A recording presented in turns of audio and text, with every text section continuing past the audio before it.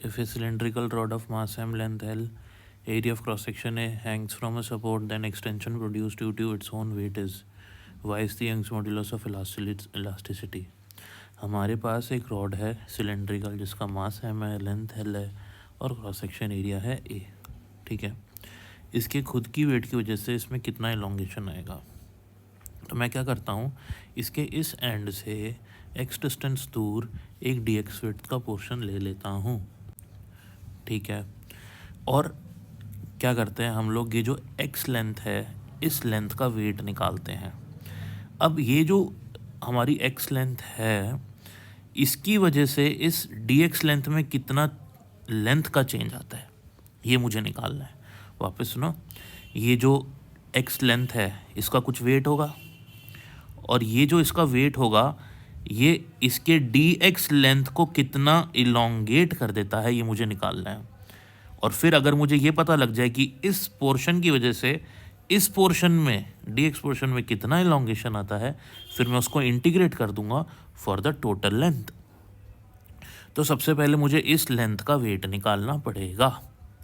तो इसका वेट होगा mass per unit, weight per unit length. Weight कितना है पूरे का, क्योंकि मास है m और पूरी रॉड का वेट हो जाएगा mg।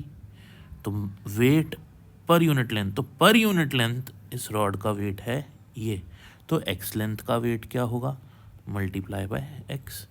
तो ये इस पूरी रॉड का, ये सॉरी x लेंथ की रॉड का वेट हो जाएगा। तो इस वेट की वजह से इलोंगेशन, अब इलोंगेशन का फॉर्मूला क्या होता है, change in length is equals to F L by A Y. ये आप याद रखो कि del L is equals to F L by A Y. ये कैसे आया, हमको पता है ना, सिंस यंग्स मॉड्यूलस क्या होता है, स्ट्रेस अपॉन स्ट्रेन। तो स्ट्रेस होता है फोर्स अपॉन एरिया और स्ट्रेन होता है change in length upon original length, ठीक है।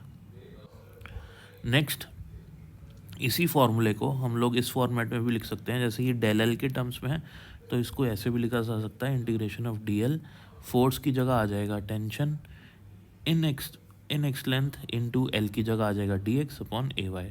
तो आप इस फॉर्मूले को भी याद रख सकते हो और इस फॉर्मूले को भी याद रख सकते हो, दोनों अलग अलग फॉर्मेट में है, एक ही चीज़ है।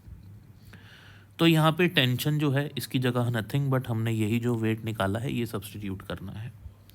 तो हम टी एक्स की जगह ये वैल्यू सब्सटीट्यूट कर देते हैं इस फॉर्मूले में। तो M G by L into X हमने सब्सटीट्यूट किया।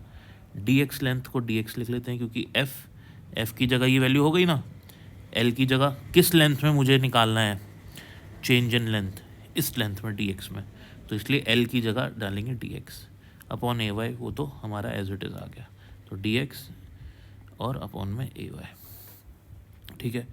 तो इसको मुझे टोटल को इंटीग्रेट करना पड़ेगा क्योंकि मुझे टोटल पूरी रॉड में जो इलोंगेशन है वो निकालना है, ठीक है। तो पूरी रॉड के इलोंगेशन के लिए मुझे इसे इंटीग्रेट करना पड़ेगा। अब ये सब कांस्टेंट है, एक्स टी एक्स का इंटीग्रेशन हो जाएगा x square by two, limit है 0 से एल तक तो ये हो जाएगा एल स्क्वायर बाई टू।